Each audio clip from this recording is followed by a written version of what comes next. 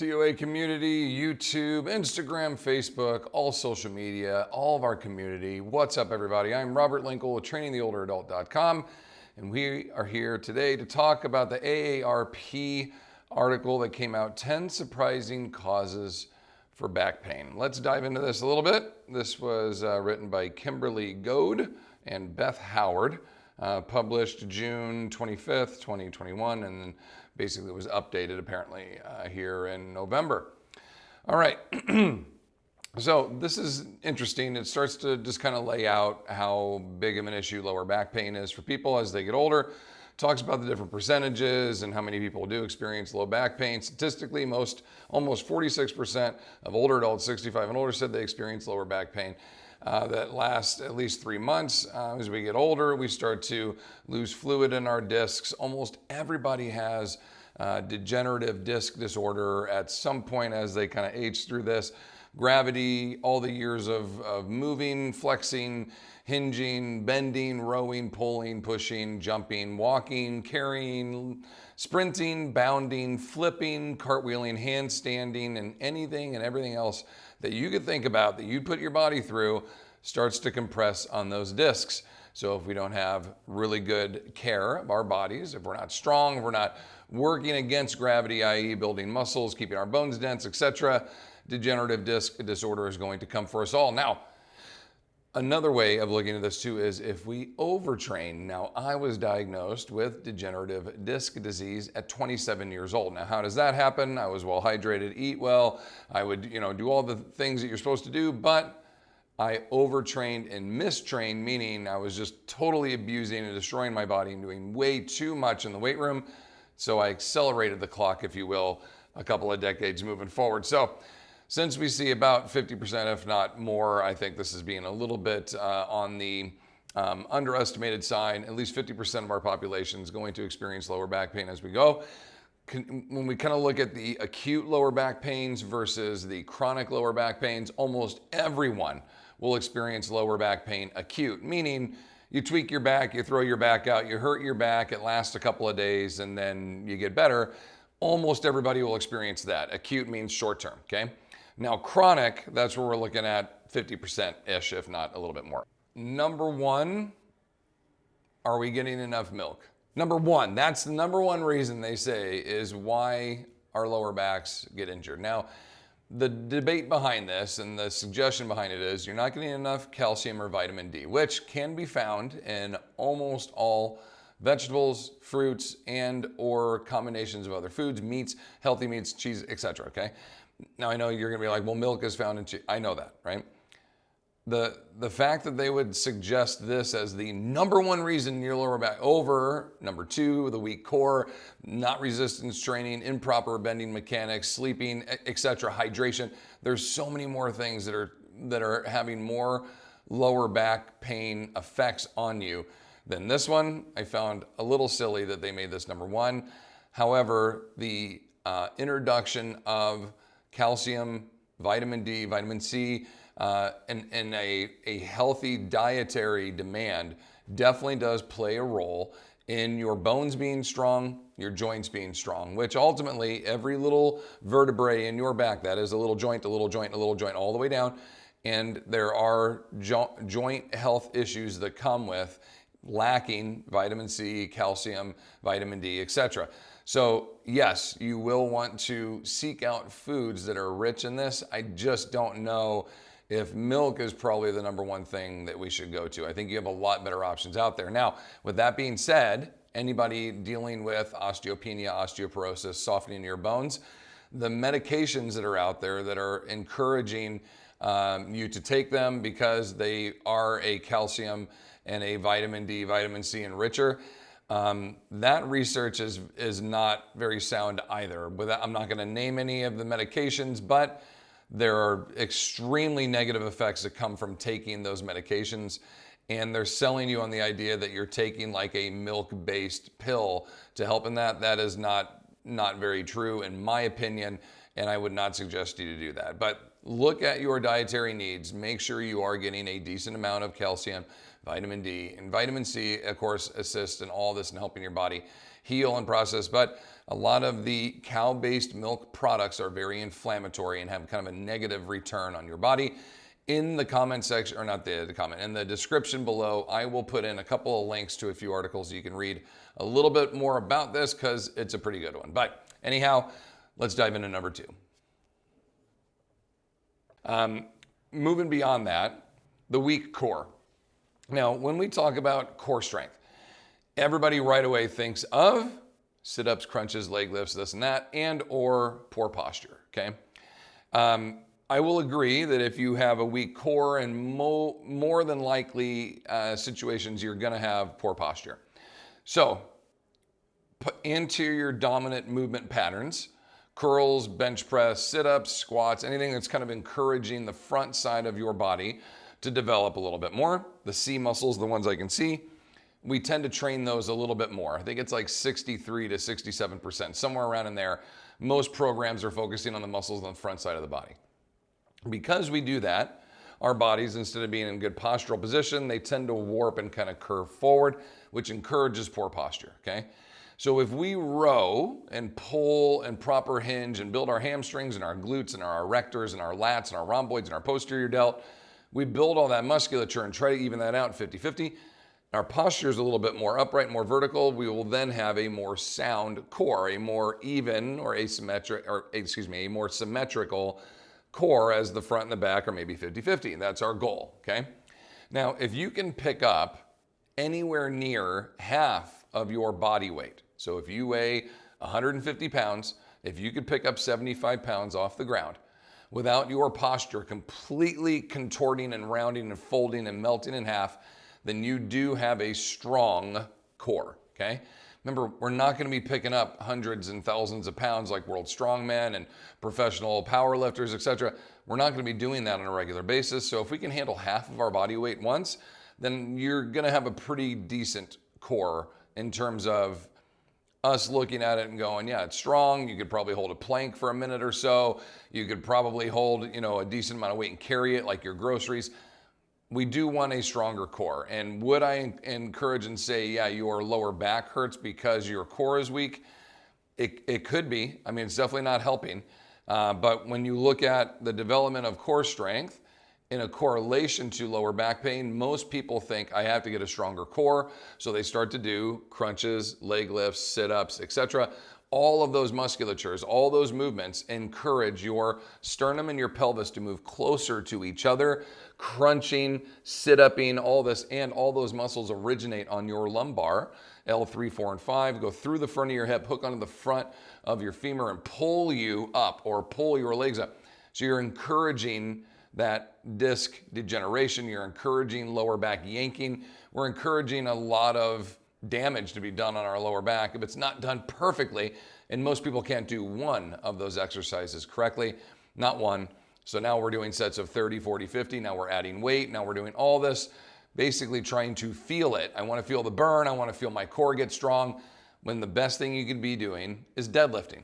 What does deadlifting encourage? The backside of your body, right? It's a posterior chain pulling action. What's the second kind of key target of that is the deadlift will fold or break and collapse in technique if the core is not strong. So if you can't brace and lock your core in tight and then stand up, you're not going to be able to complete the lift, or else you're going to damage yourself. So not only are we going to focus on the backside of the body, but we're also going to encourage a good strong core. And are we moving it into a rounded C, sternum closer to pelvis position? Absolutely not. We're holding this big, proud posture cord position, which all of your core musculature is designed to do, to hold you upright, keep you in a good position so all your extremities can articulate around them. Okay, so that's kind of a key component to this is, yes, you need a stronger core, but we need to train it in the right way. So let the crunches, sit-ups, leg lifts, leg throwdowns, all of that stuff go by the by. Focus on your loaded carries, especially suitcase carries, carrying weight on one side, nothing on the other, and your deadlifts. I think that will help you a lot. All right, you have new grandchildren. Of course, you're going to be doing a lot of bending over, a lot of work on the ground. Being a parent, I know this to be true. We do a lot of stuff on the floor. So if you're not taking, I call it the 1 second rule, okay? When you go, oh, here's some Legos, and you just bend over to grab it, as opposed to taking 1 extra second, squaring up your body and then hinging over to pick them up. That is the difference between preserving your lower back and ruining your lower back. 1 extra second, okay? So the average person performs about 100 hinges a day. So if you took 1 extra second to prepare yourself in the right position to do all 100 of those, how much extra time did we put into this? Okay, 1.5 minutes, a little bit over, not even 2 minutes of extra waste of your precious time to preserve your lower back, okay? Less than 2 minutes. Take 1 extra second, and instead of just bending over and grabbing, alignment, proper hinge, pick up correctly. Remember, if it's anything lower than mid-shin to shoelaces, you should probably go down to one knee to pick it up, i.e. a pencil, a hair tie, Legos, a piece of paper. But if it's a toolbox or a grocery bag or anything that's about mid-shin, shoelace height, somewhere in there, and you can properly hinge and pick it up, you're good to go. But yes, you're gonna be doing a lot of floor work, groundwork, getting up and down, reaching, hinging, twisting, all of this on the ground, chasing them around, picking up in odd positions. That's why you need to train contralaterally, bilaterally, ipsilaterally. There's all types, and that just means different feet forward, same foot forward, twisting, turning, reaching, all of these different angles that you can train in to be able to help preserve your body for when these weird angles come up, you're good.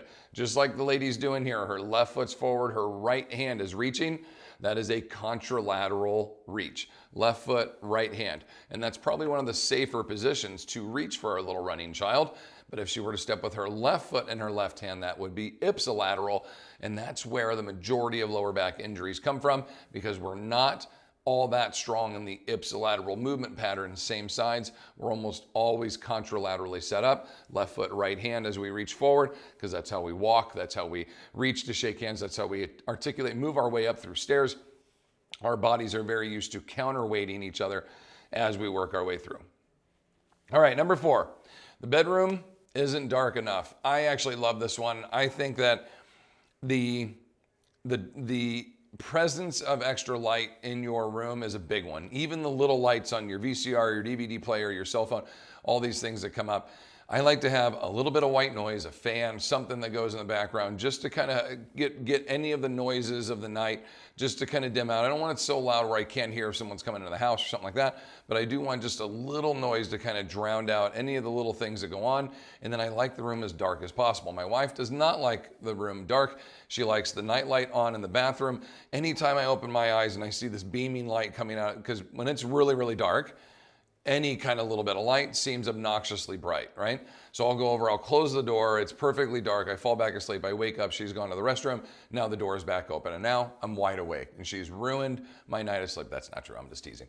Okay, but this is a thing, definitely is a thing. The darker you can keep your space, the better. Those little masks that you can put on at night, I don't know if you've seen the pictures on Instagram, but my kids wear them, and they work very well. It's funny, they saw them in a hotel, you know, a catalog, and they were like, can we get those for our trip to Hawaii? So we got them for them, and they've been sleeping with them every night. So maybe I should do that and let my wife keep the nightlight on.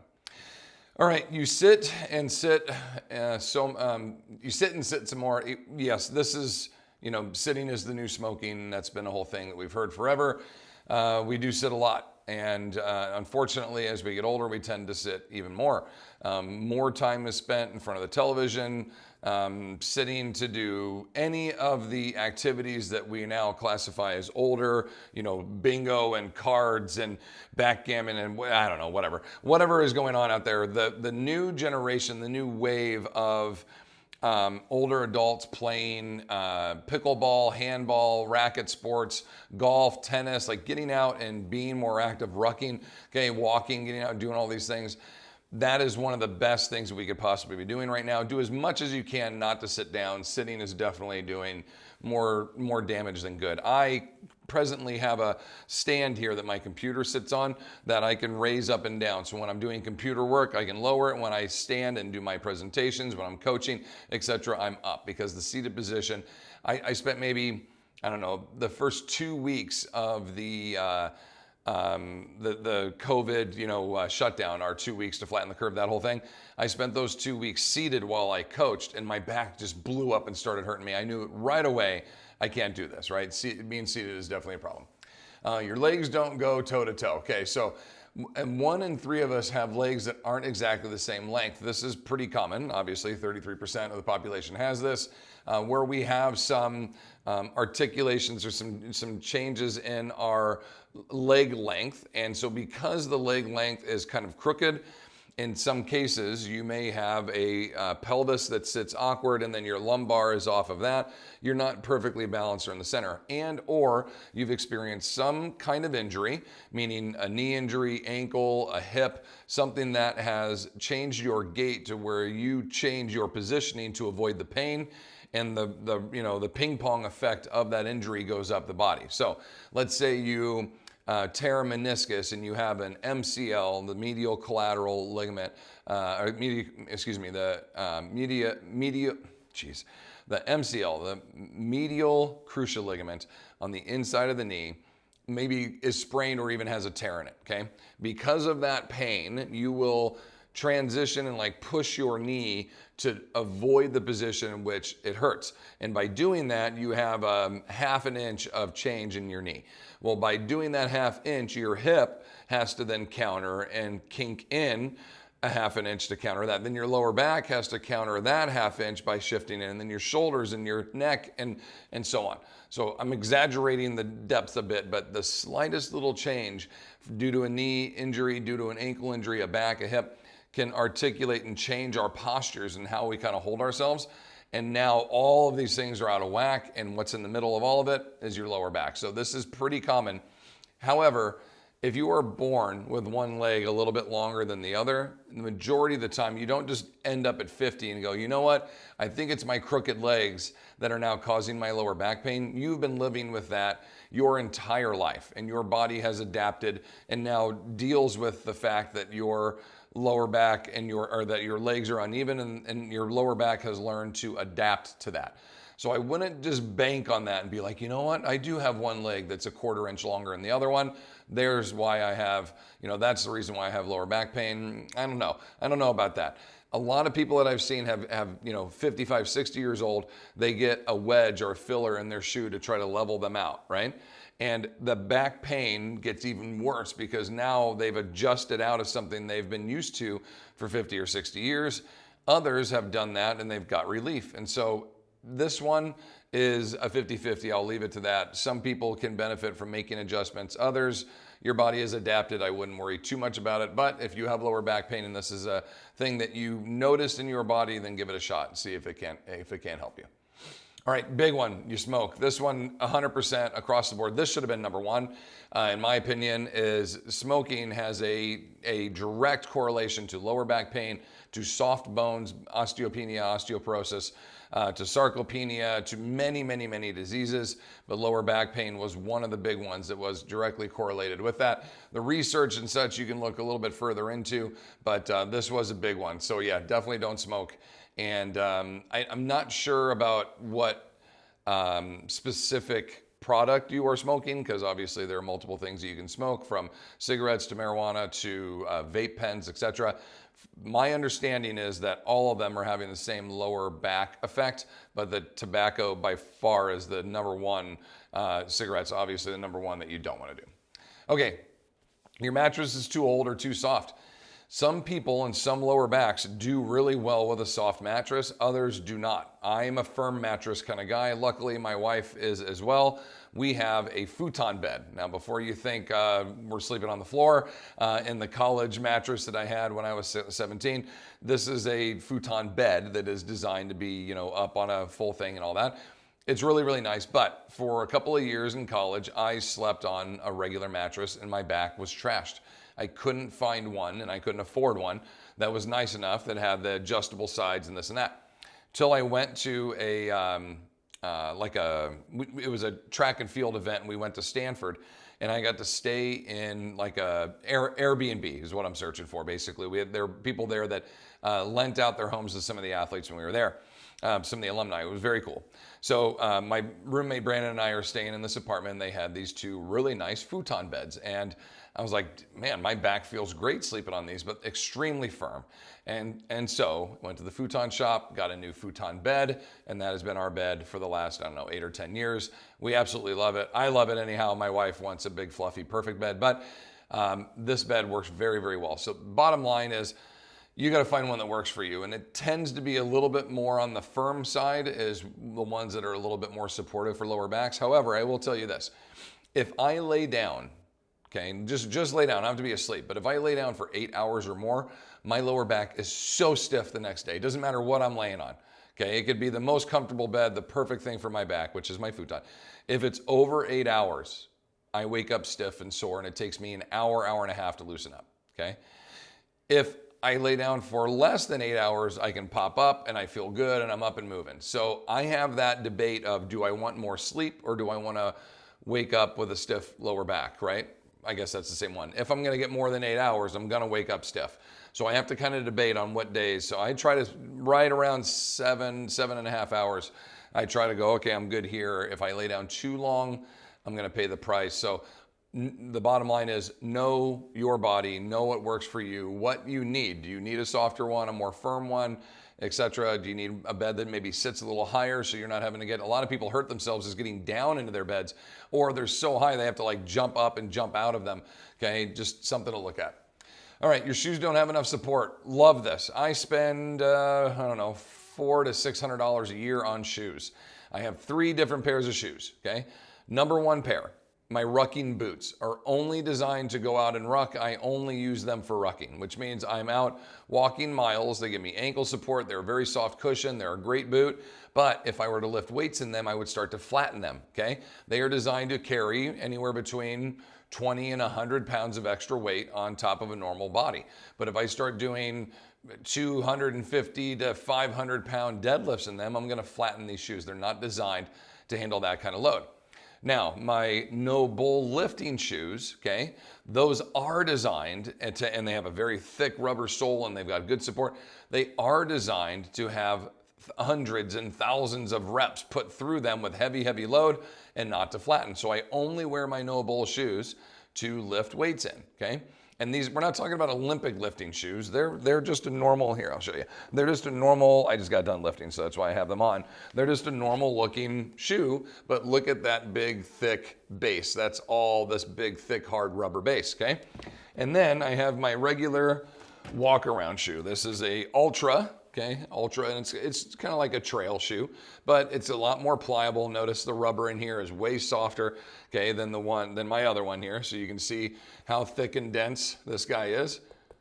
Hear that? And then how soft this one is, okay? Much thicker, much denser, etc. The point is, get shoes that fit the right demand for your needs on a daily basis. You should have a pair of shoes that you just walk around and do your thing. If you're a runner, a rucker, etc., you should have a separate pair of shoes that you do that. And you should definitely have a separate pair of shoes that you only lift weights in. Because if you're like, well, I'll walk and lift weights in the same pair of shoes, you're gonna smash your shoes in here because they're not designed for lifting. And then you're gonna go out and walk and you're gonna get shin splints and toe bang and lower back pain and everything else because you flattened your walking shoes. Or you're gonna wear your weightlifting shoes in here and you're gonna feel great, and then you're gonna go out for walks and you're not gonna have any support because you have this flat, thick rubber-based shoe that's very heavy. Now you're gonna start having other foot issues, plantar fasciitis, toe bang as well, anterior tib issues because the shoe's so heavy you can't slow it down when you're walking downhill, etc. You gotta have the right shoes. Now, you're like, $400 to $600, that's a lot. And you change those every 3 to 6, no, that lasts me a whole year, okay? So most people are buying $150 to $200 pair of shoes every other month. And so you look at that and you're like, well, that's like $1,200 a year, maybe $800 to $1,200 a year, okay? If I'm buying shoes every other month, every 3 months even. Where if you buy 3 pairs of shoes and you only wear them for what they're designed for, you should be good for the entire year, okay? Now I put 1,200 plus miles on my rucking boots in a year, and then they just started to fall apart and I bought new ones. That's pretty good value. So have the right pair of shoes for the demand of your daily basis. And it's a very good thing and a healthy thing to practice getting your shoes on and off on a regular basis. It keeps you mobile and it lets me know on a day-to-day basis, how stiff am I? Can I get my foot up onto my lap so I can do my shoes, or do I need to do more mobilities? All right, and number 10, you're stressed and it's slowly eating away at you. This is a big one. Stress is heavy. People carry it. Mostly women, mostly, not all women, but most women, and this is research as well, carry their stress in between their shoulder blades up in their neck. They're always stressed and tight. Most men carry their lower back pain, mid to lower back and in their hips. And so this is just a common, 45 to 65%, somewhere in there. I'm not exactly remembering that right on, but somewhere around there, it was about the majority, if not a little bit more. Females, upper shoulder blades, men in their lower back, kind of tend to carry more of their stress and their anxieties in those areas, and thus have more limitations and injuries that come about there, okay? So kind of keep that in mind as you think about going through your daily checklist of helping de-stress your body, what things really help you decompress, get things off your plate, do the things that help you process your stress, not deal with your stress by stress eating or just ignoring it and doing the things, I'm gonna go watch my movie instead of dealing with things. Learn the processes that help you process your stress and get it through your life so you can have a consistent daily routine that keeps you on par, and then you don't have to be stressed out about things because you're not falling behind schedule, et cetera, et cetera. Learn systems that help you de-stress yourself. That is very important. All right, team.